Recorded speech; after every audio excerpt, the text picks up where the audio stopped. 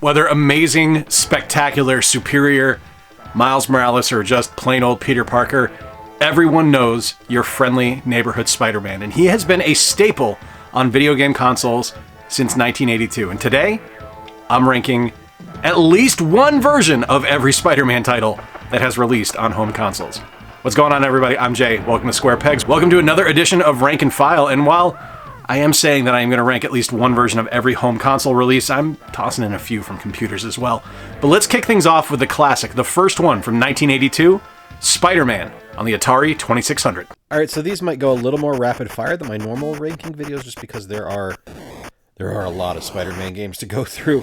Now, when this was originally requested, this was, can you rank all modern Spider-Man games? But as I have said many times in the past, anything worth doing is worth overdoing. So we're going back all the way to 1982. I was 3 years old, and Spider-Man released on the Atari 2600. Now, I was fully prepared to not like this game, because I'm not a huge Atari fan, but I'm not going to lie to you. This isn't bad. It actually kind of captures the charm of the character, and it plays pretty well. It's not going to win any awards, and it's not a groundbreaking game by any stretch of the imagination, but it's got some pretty good box art, and the gameplay is actually fairly fun. It's middle of the road for me. I'm going to give this one a C.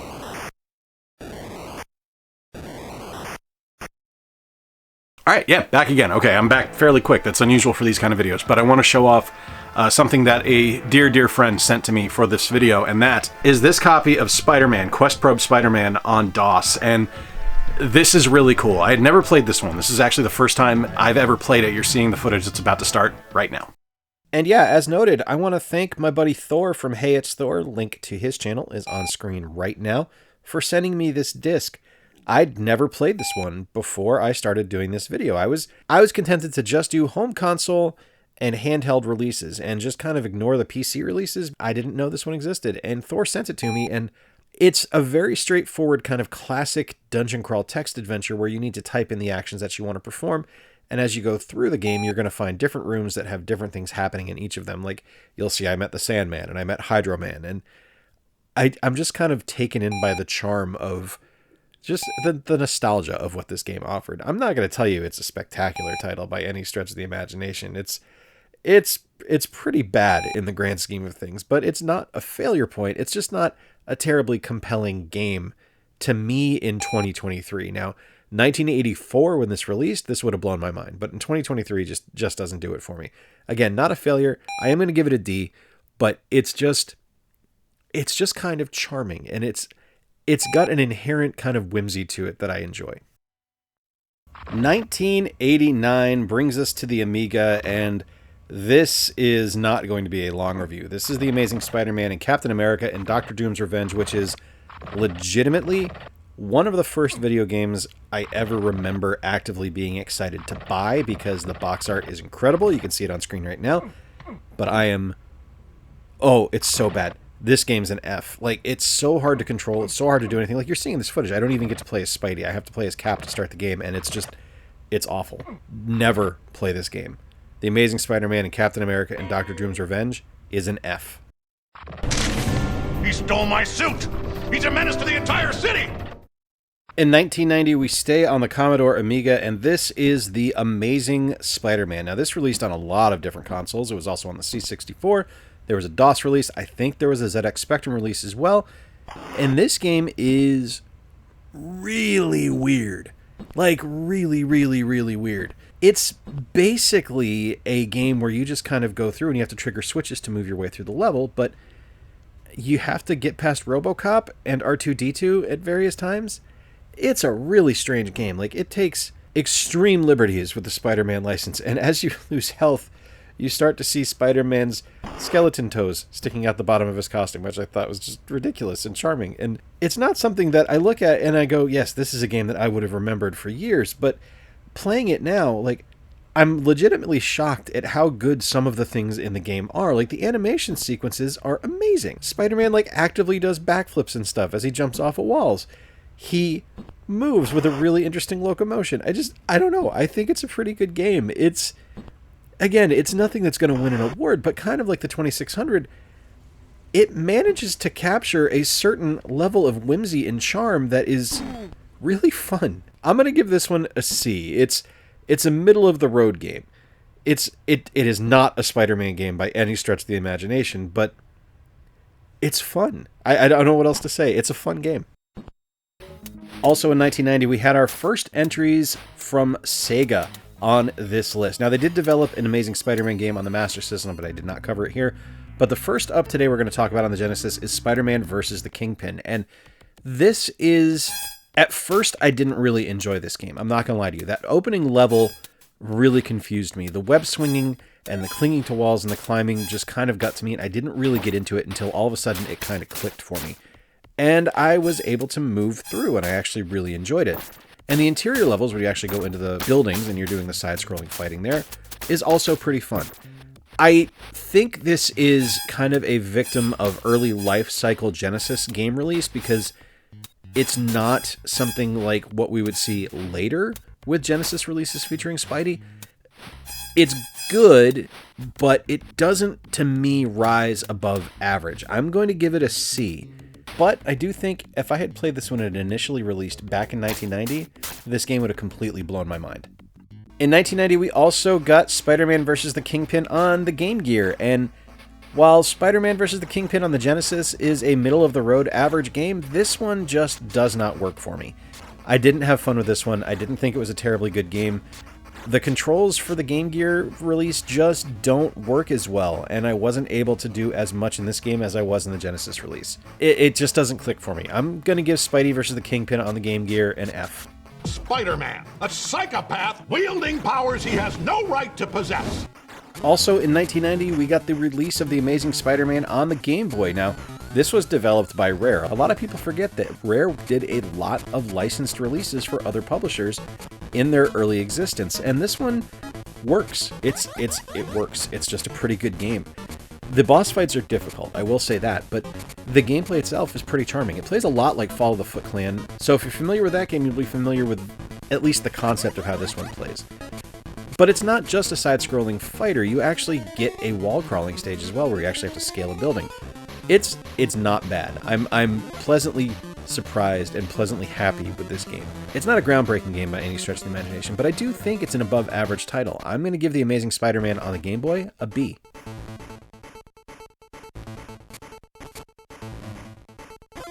As I was going through the list of Spider-Man video game releases, I noticed there was one that I was kind of convinced I was going to have to emulate, but I got lucky. Game Dad and his wife, myself and my wife Meredith, and our friends B and Lorinda and her son Ricky and his girlfriend actually went to a local barcade called LFG here in Kalamazoo, and they had Spider-Man the video game on arcade, and I got a chance to play it.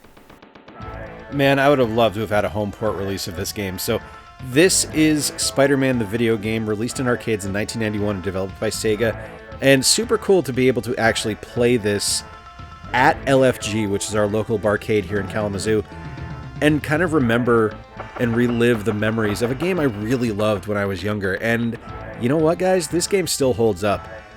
Now, it's not as advanced as something like The Simpsons or X-Men or other beat-em-ups of that ilk, but it's still really fun, and it has a really nice charm. So, not only do you get to play as Spider-Man, you can also play as the Submariner, Black Cat, or Hawkeye.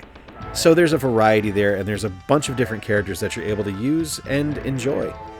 I really like this one. This is a great game. I am going to give this one a B. It's a lot of fun. It's a great quarter muncher, and classic arcade games, man. You can't beat it.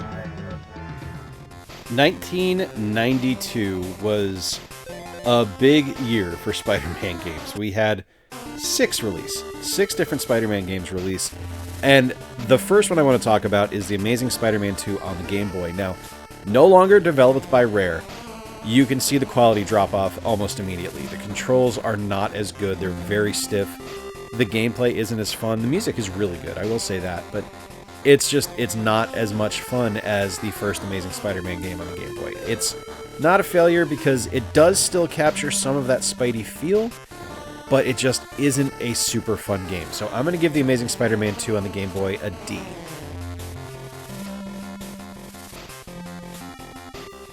Alright, in 1992 we got multiple releases of Spider-Man and the X-Men in Arcade's Revenge, and the first one I want to talk about here is the Genesis release. Now, talking about the positives first, I think the look of the game is really good.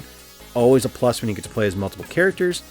And I think one of the things that it does really well is that it's actually got a fairly creative level design, but the biggest problem I have with the game is that the combat itself isn't terribly fun. The challenge is really high, and the controls are a little bit imprecise for a game that seems to demand precision, which is a frustrating experience at times. It's significantly worse on the Game Gear, but here on the Genesis, it's also present. I do think the game looks good. I think the music is pretty average. It could be a lot better, so I think where I'm landing with Spider-Man X-Men Arcade's Revenge is that it's going to be a middle-of-the-road game. It's probably a solid 6 out of 10, so I'm going to give it a C.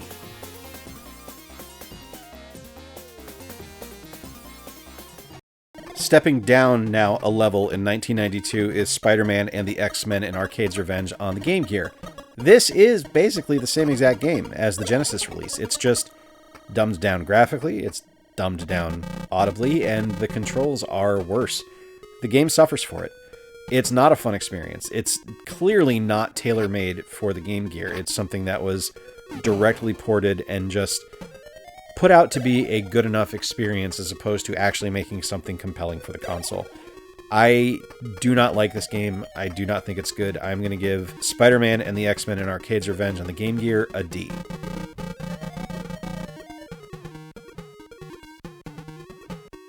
Oh, now let's talk about the worst of the bunch with regards to Spider-Man and the X-Men in Arcade's Revenge, and this is the Game Boy release.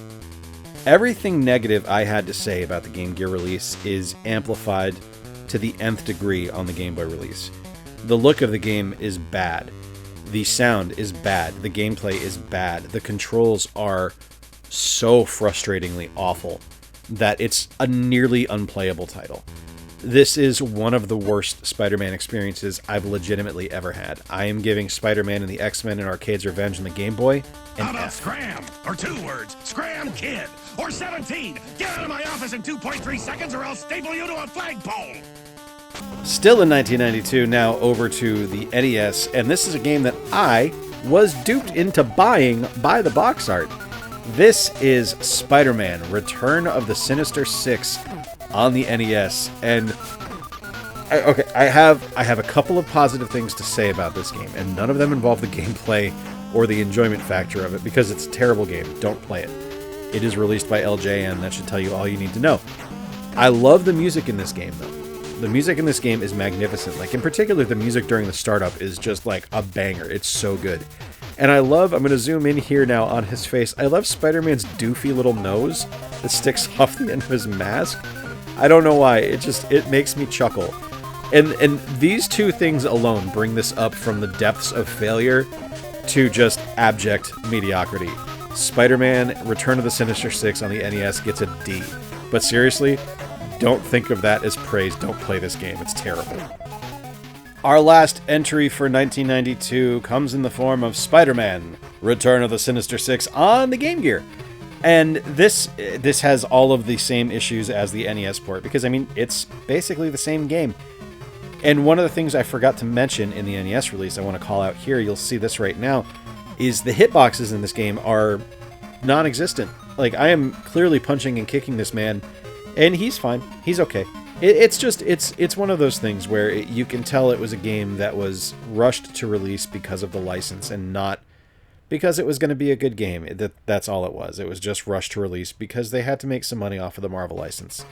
This, as well, is going to get a D. It's not good. It's a bad game. Don't play it. But you still get the doofy nose and the good music. In 1993, we got The Amazing Spider-Man 3 Invasion of the Spider Slayers. This was our final release on the original Game Boy starring Spidey, and boy howdy did they save the best for last. This game has objectives for each level that you find yourself in. And in those levels, you have to figure out which of the random blobs of people are the things that you need to take care of, which are the random blobs of things you need to collect, and yeah, that's about it. It's not good. This is a bad experience all around. You do get to ride a skateboard in a stunning precursor to Tony Hawk's Pro Skater 2, but it sucks. This game's awful. Invasion of the Spider Slayers is an F for me. I had zero fun with it outside of hopping on one of the skateboards and just bouncing around the level. It's not fun. You are a criminal! a miscreant, a masked marauder, a menace. All right, we're a third of the way through. Let's take a look at how things currently break down.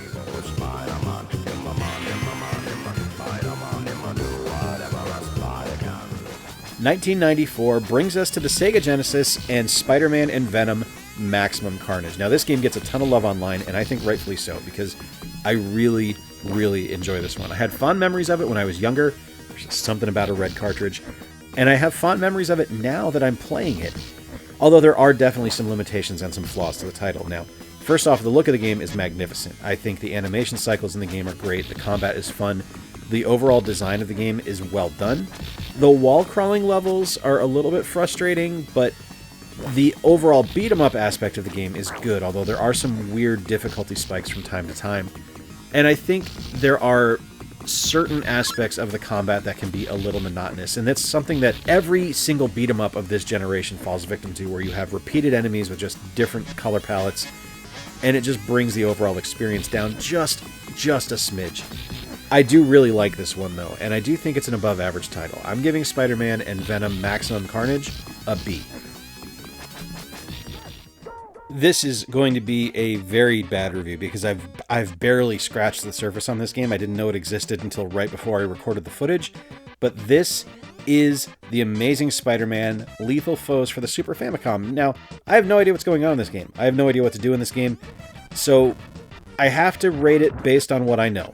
There's Mark Bagley art on the cover, which I really like. The animations in the game are beautiful, the sprites are big and really colorful and look great. The gameplay is kind of middle of the road. I'm going to give it a C. 1995 brought us Separation Anxiety, which is Spider-Man and Venom, or Venom and Spider-Man Separation Anxiety.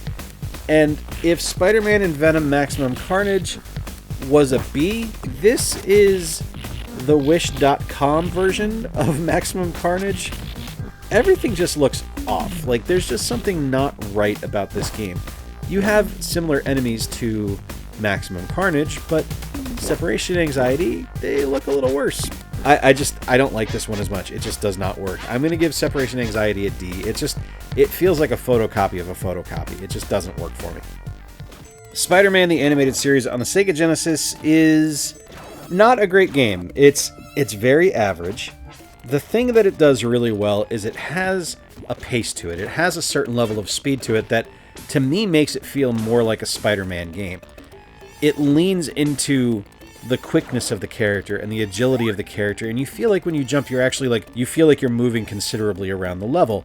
And other than that, it doesn't really do much. It doesn't look great. It doesn't really sound great. It plays okay.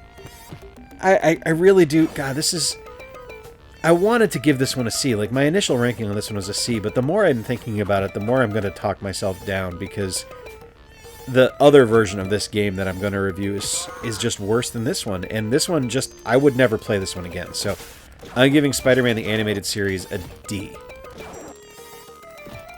The other version that I was talking about is Spider-Man the Animated Series on the Super Nintendo. So it doesn't really look any better than the Genesis version. The sound is significantly better. Like, you actually get the Animated Series theme song during the startup, which I think is pretty cool.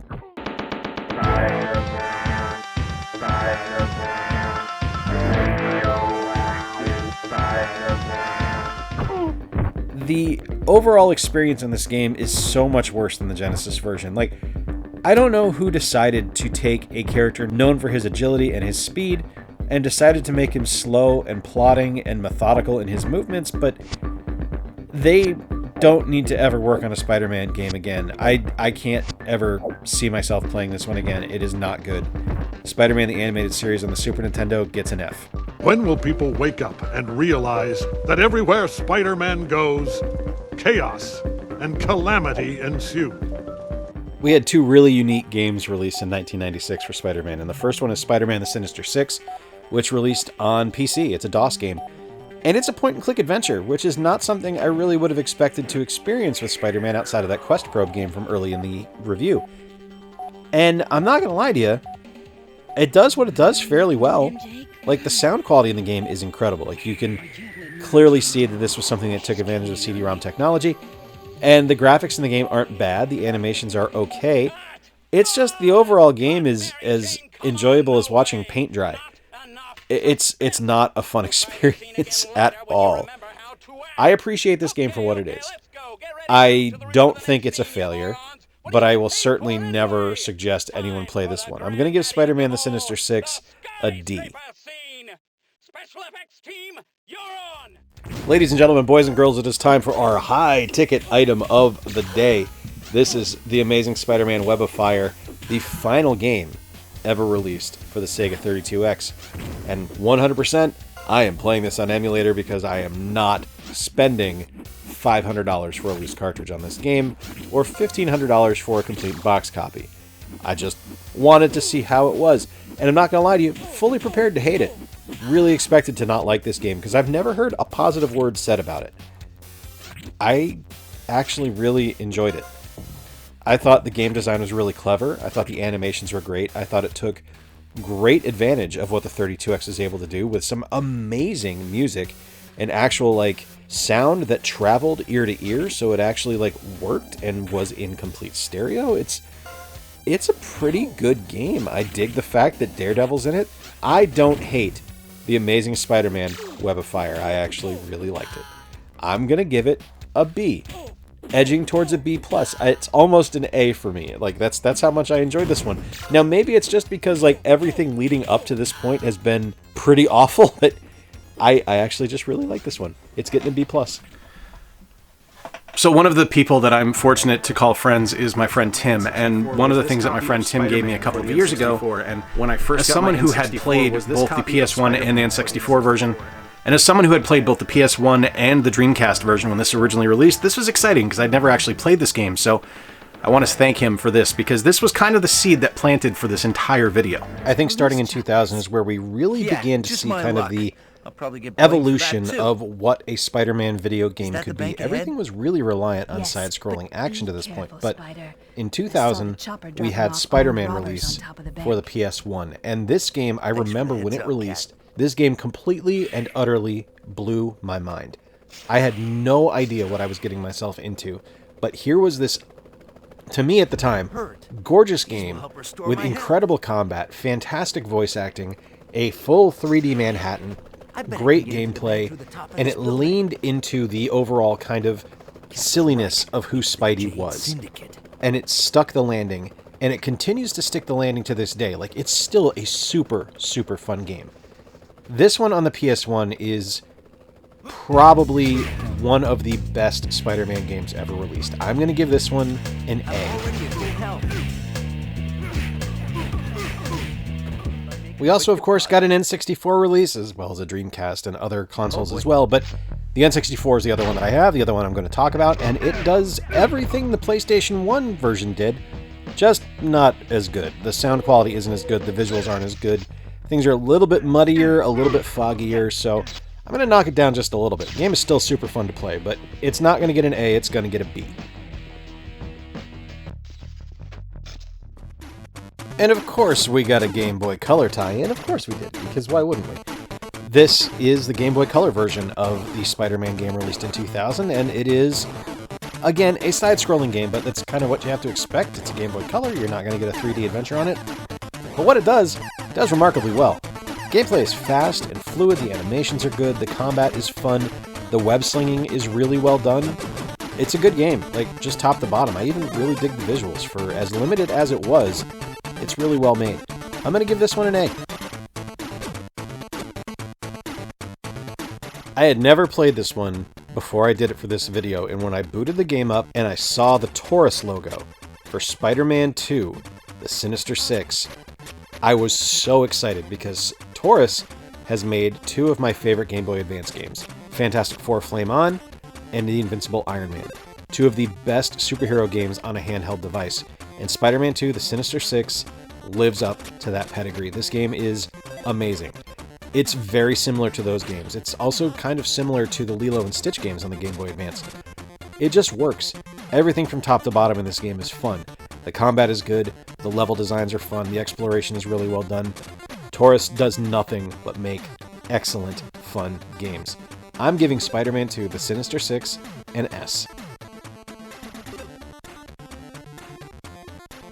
Spider-Man 2 Enter Electro was the sequel to the 2000 release of Spider-Man on the PS1 and other consoles, but this one was a PlayStation exclusive, and it does a lot of things very, very well.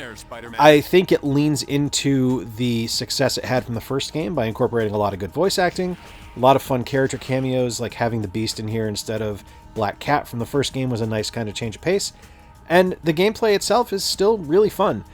It feels to me a little bit slower than the original. Maybe it's just me imagining it, so I don't have quite as much fun with it as I did in the first one, but I do still think it's really good. It's just not quite to the level of the first one. I do think this is a little bit of a step down from the first Spider-Man game, so I'm going to give Spider-Man 2 Enter Electro a B. Still a really good game, still above average, just not quite to those lofty expectations of the first one. Spider-Man Mysterio's Menace is the first entry for Spider-Man on the Game Boy Advance platform, and what it does really, really well. So the biggest strength of the GBA was, of course, the improvement in the graphics that were available to developers, and Vicarious Visions landed it perfectly. Spidey looks great, the enemies look fantastic. They also make increased use of the sound chip in the GBA, as of course what we have in the Game Boy Color, and it sounds great as well. It's just kind of there as far as gameplay goes. It doesn't really do anything terribly special. It's just kind of swinging around and punching, which, I mean, granted, that's kind of the basis of every Spider-Man game, but it doesn't feel special. It feels like something we've played a million times before. So it's a good game. It's really well made. It's just nothing that makes me go, yeah, this is something everyone should play. I'm going to give it a B. It's above average, but it doesn't quite go past that. You know, as a movie tie-in game, Spider-Man, based on the Tobey Maguire film, the Sam Raimi film, could have gone one of two ways. It could have been really bad, or it could have been very middle of the road and just super average. And instead, what we got is an incredibly competent game that took what people learned from the first Spider-Man games that were released in 2000 and 2001 to be in 3D, shook those up, made a few changes, and actually landed on something that's pretty special. You play the storyline of the movie, so you're playing as Tobey Maguire Spider-Man. You have to relive the death of Uncle Ben, and then you go through and you have to catch Uncle Ben's killer. And the mechanics that are in the game, first off, Manhattan is massive. The swinging mechanics are great. The combat is really fun. You have wall crawling and stealth that are now built into the game, which are really well done. And, I mean, honestly, it's fun. And it still holds up graphically fairly well for something that was released in 2002. I'm playing this on my 360, and the backwards compatibility is a welcome addition. It's not a perfect game by any stretch of the imagination, but it is definitely above average. I'm going to give Spider-Man a B.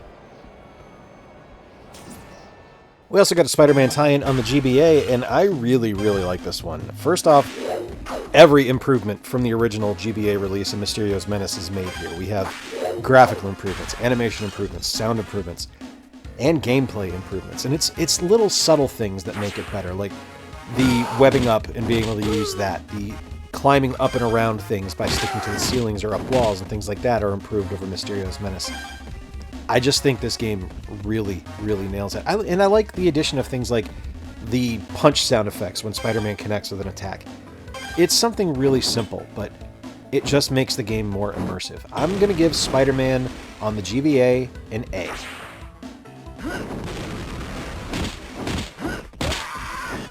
The second entry in the Tobey Maguire film franchise brought us Spider-Man 2 on the Xbox. Again, here played on my 360. And this one improves in every single way over the original Spider-Man release. The web swinging in this game is really, really good. It is not to the level of what we experience on things like the PS5 or the PS4 by any stretch of the imagination, but it is still incredibly well done. The graphics look great, the combat is really fun, the sound is wonderful, and shout out to Bruce Campbell as the narrator, as he is perfect and hilarious and wonderful. This game is as close to perfect as you can get for a game that doesn't quite stick every landing. I'm going to give this one an A. I think it's a definite improvement over the first one, and it's just a super fun game to play. All right, 2/3 of the way through, let's check out the rankings.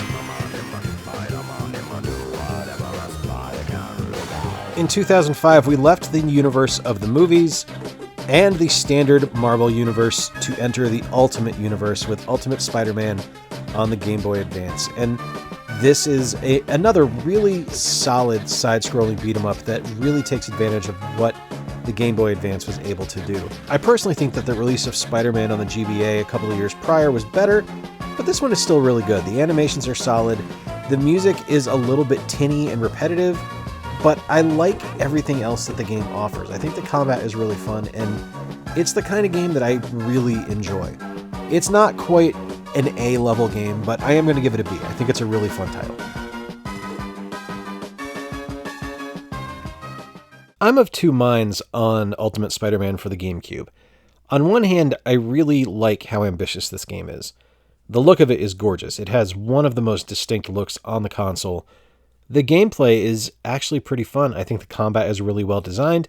I love the voice acting in the game. The music is wonderful. It's just the physics that it leans into can be frustrating, to say the least. Like, there are occasions where web swinging just won't work the way you expect it to work or you think it should work. There are times where the game can't make up its mind if it wants you running up the wall or crawling the wall, and even though you're pressing the right button to run, it's a frustrating game at times that is mercifully buoyed by the fact that it's actually a really well-designed game overall. I think this one kind of falls victim to the same situation that the GBA release did as well, where previous games that it kind of emulated a little bit did things better, but it's still an above-average experience. I'm going to give Ultimate Spider-Man a B. Our one and only entry on the DS on this list is Spider-Man Battle for New York, and I will keep this short and sweet. I don't like this game. This is set in the Ultimate Universe, same as the previous two games on this list. You start off playing as the Green Goblin, which is weird. The gameplay is uninspired, the graphics aren't great. It's just, not for me. I'm giving Spider-Man Battle for New York a D. I mean, it's fitting that the worst of the Spider-Man movie tie-ins featuring Tobey Maguire is the worst of the Spider-Man movie films featuring Tobey Maguire. Spider-Man 3 released on the Xbox 360 and the PS3 and other consoles as well, and it's a big step back from the previous two. The gameplay isn't really all that much fun. The physics are really wonky. The missions to go joyriding with Mary Jane are god-awful. Just not a fun experience. I'm going to give this one a C-. It's almost a D, because I just did not enjoy it. The only thing really bringing it up is the really good score. The combat is okay, and Bruce Campbell returns as the narrator. All right, so straight up, this coming section of the video would not have been possible without three people. Chris from the Game Dad Show, who is one of my best friends, Retro Rob, and one of my viewers, Tom, who I follow on Twitter, who's a great guy. Each of them either lent, gifted, or traded with me for some of the games I was missing from my Spider-Man collection, so I was actually able to complete this particular video, and I cannot thank them enough. Right here is where we kind of begin this really fun golden age of Spider-Man video games, where we had some truly excellent games released. And Spider-Man Friend or Foe, released in 2007, is one that I was really surprised by, because getting into the game initially was not blown away by the look of the game. It tries really hard to be a kind of mix between the comic look and like the superhero squad look with the weird super deformed faces and stuff like that. It's just not really my thing, but I think it's a fun game. It takes web swinging completely out of the equation. It's just a straight up beat 'em up game, but I mean, it's really good. The multiplayer's there as well, and you get some really neat sidekicks, like you can use Silver Sable, Black Cat, Paladin right off the bat. There's some really neat options here. Some kind of Z-lister Marvel characters, but it's still enjoyable to me. I'm going to give Spider-Man Friend or Foe an A. I really think it's a fun title.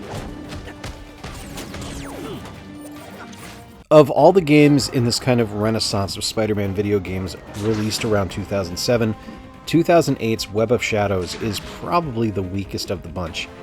It has some truly atrocious voice acting. Like, this is the whiniest Spider-Man I've ever heard. Luke Cage is almost a caricature of what you would expect Luke Cage to sound like. It's unpleasant in a lot of ways as far as audio goes. Where it picks itself up, though, is with some truly remarkable gameplay. The gameplay, the combat is really fun. It's really well designed. There's a little bit of wonkiness and some stuff that feels off with the wall running, wall climbing, and things like that just doesn't quite stick the landing, where you're really taken out of the game by what the game is trying to make you do, which is unfortunate, but for the most part, I actually think this is a really fun title. Again, the look and the audio are the ones that really bring it down, but the physics are the thing that you're going to keep coming back to that you're not going to get used to. I have to give this one a B-. It's close to average, but I do still think there's some fun to be had here. There's, like, legitimately nothing I dislike about Shattered Dimensions on the Xbox 360. It does so much right. The humor is there from jump. Like, it leans into the fact that Spider-Man is a humorous character. You have multiple different versions of the character to play as. You get your standard friendly neighborhood Spider-Man that we all know and love. You get the Ultimate Spider-Man in the symbiote suit. You get Spider-Man Noir, and you get Miguel O'Hara Spider-Man 2099. And it all just works. It's fun. The combat is great. Each character plays differently and uniquely enough that every time you switch levels, you're going to have a unique and fun experience, so the game never gets old. The voice acting is great. The layout of the game is great. Everything works. This is legitimately one of my favorite Spider-Man games. I'm giving Shattered Dimensions an S. And thank you to all of the people over the last couple of years who have been telling me to play this game, because you guys were all 100% correct. This game is magnificent. Legitimately, the only thing that is going to knock Spider-Man Shattered Dimensions for the Wii down from what the Xbox 360 version is the graphics are a little bit down, and the gameplay with the Wii Remote is a little bit iffy. Other than that, this game is excellent. It's going to get an A. And what, pray tell, is a public eye? Not a what, a who? Spider-Man Edge of Time kind of borrows from Spider-Man Shattered Dimensions, but it doesn't quite go to the level or the degree of enjoyment that that one did. This one primarily focuses on playing as Peter Parker, the Amazing Spider-Man, and Miguel O'Hara, the Spider-Man of 2099. And on the Wii, the gameplay is just okay. It looks alright, and it sounds alright. It's just, I don't know. I might have had more fun with it on a different version, but on the Wii, it's just an average game, unfortunately. I think for the limitations that the Wii had based on processing power and just the control scheme that you kind of had to shoehorn everything into, it does remarkably well. It's just not my favorite Spider-Man game. It's good. I'm going to give it a C. It could have been better, and the PlayStation 3 version might be through the roof fantastic. This one on the Wii just gets a C for me. Moving on to film franchise numero dos, we have The Amazing Spider-Man here on the Wii U, and this game is pretty competent. It's a movie tie-in, so there are definitely some corners cut, and as long as you squint and you kind of plug your ears a little bit, the characters look and sound like themselves from the films, so it's pretty good in that regard. I really like the use of the R button to do the web zipping, where you can actually kind of position Peter on a wall and he'll just automatically go to there by using his abilities. I think that's really clever. I think the combat is really fun. I think there's definitely some issues, like I said, with the audio and with the graphics that are a little bit limited. You can tell this probably started development on the previous generation and just kind of got ported up, so things are a little bit muddy as far as visuals go, but I still think it's a fun game. I'm going to give The Amazing Spider-Man a B-. It's a good game, but the second one does it better. The biggest problem with The Amazing Spider-Man 2 is that the characters don't sound like the characters from the films. You can tell they're stand-in voice actors, and that's okay, because that's kind of the norm in most movie tie-in video games, but when I play the game and it doesn't sound a bit like Andrew Garfield's version of the character, it does take me out of it a little bit. But where the game succeeds is legitimately in every other aspect. The gameplay is fun and fast and fluid. The combat is awesome. The web swinging is amazing. Using the L and R triggers to be each hand so you actually actively have to participate in how you're swinging around the city is amazing. It's as close to how it feels with the Insomniac PlayStation games as I've experienced in any other Spider-Man game. This game is magnificent. This one would have been incredibly easy to overlook because of it being a forgotten film franchise and it kind of being a couple generations old at this point, but if you have not had the chance to play it, I urge you to do so. The Amazing Spider-Man 2 gets an S. real quick, I first had the idea for this video back in August when we got the official release date for Spider-Man 2. I think it was August, might have been a little bit earlier than that. I mentioned it to Chris from Game Dad, and Chris is a great partner in collaboration and creation of videos because he thinks of things differently than I do, and I think of things differently than he does. And the first thing he said was, "You're going to play the game that's at Olive Garden, right?" And I looked at him like he was crazy because, no, I was never going to play the game at Olive Garden. Why would I do that? And he kept hounding me about it. He kept bringing it up. He kept mentioning it. And he captured this footage for me. Pizza! Pizza time. As you can see in this footage, you actually have Chris from the Game Dad Show playing it on a kiosk at Olive Garden. Yeah, this is one of the kiosk games. And I am so stoked that his son yelled pizza at the start, and you got to see the pizza time meme because that just made me happy. But Mysterio Rush is something that Chris has been telling me I need to include in this video since I first brought it up back in like August. And it took me legitimately 3 months to find a place where I could emulate it online until I did, and I found it, and here it is in all its web-based glory. It's legit so much fun. I honestly, it is a nothing game. It's as deep as a puddle, but I have had so much fun playing Mysterio Rush. It's straight up simple. If you're looking for a fun web browser game to play to just kill a couple of minutes in between stuff at work, you could do far worse than Mysterio Rush. I'm gonna give it a B. All right, home stretch, 3 to go, and I saved the best for last. And I don't think it's a coincidence for me that one of my favorite developers in Insomniac has made my favorite Spider-Man games. We are, of course, talking about Spider-Man on the PS4, Spider-Man Miles Morales, and the most recent game released, Spider-Man 2. And now we start the triumvirate of excellence on the PlayStation consoles. This is Marvel's Spider-Man from 2018, and if I had started my channel that year, this would have been the game of the year, because this is probably my favorite PlayStation 4 game. There's nothing that this game does wrong. Even the Mary Jane levels that people like to complain about, I have fun with because I think they're fun, and I think they're a different change of pace. Every characterization is spot on. The emotional depth of the game is massive. The different suits that you're able to get are excellent. The combat is a perfected version of stuff that we started to experience in the Arkham games back on 2 generations prior. And it's just perfect in every single way. This, like I said, is my favorite PlayStation 4 game. This is my favorite Spider-Man game. It gets an S+. The game that made me buy a PlayStation 5 was 2020's Marvel Spider-Man Miles Morales.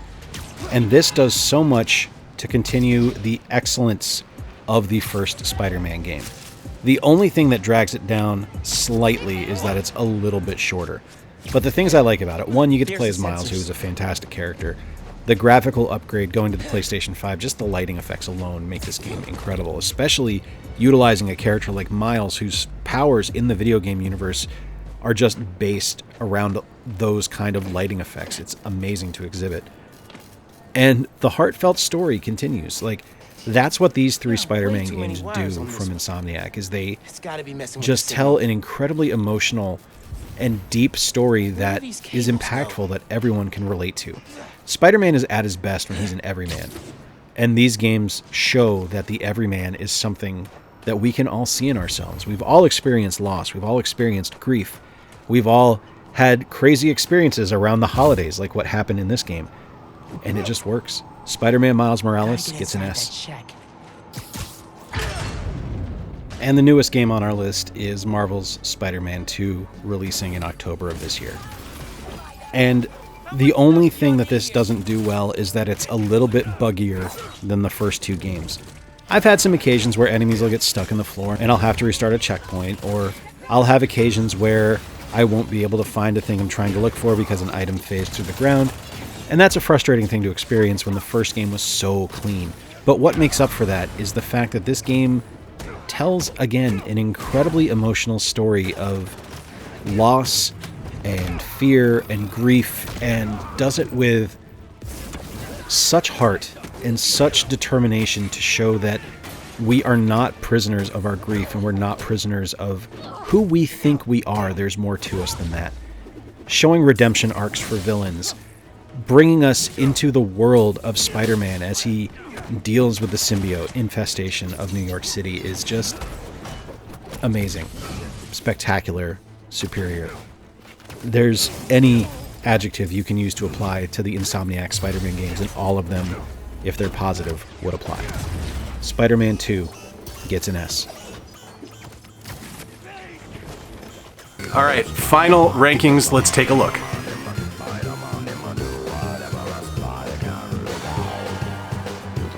If you're still here, thank you so much for watching this entire video. I really appreciate it. This is a labor of love. These ranking videos are always difficult to put together, especially when they require so much game capture. And this was 46 different games of game capture, and I gave up a couple of times on it. I'm not gonna lie to you, but getting this done and putting out something that I'm really proud of, like sincerely proud of, makes me feel good. So if you enjoyed this video, there's a playlist on screen right now where you can check out every other rank and file video that I've ever done. Did you agree? Did you disagree? Let me know in the comments down below. Make your own. There's a link down to the actual tier maker site where you can do your own ranking. And until next time, folks, remember, play more games, stay square, and take care. And hey, if you celebrate, Merry Christmas.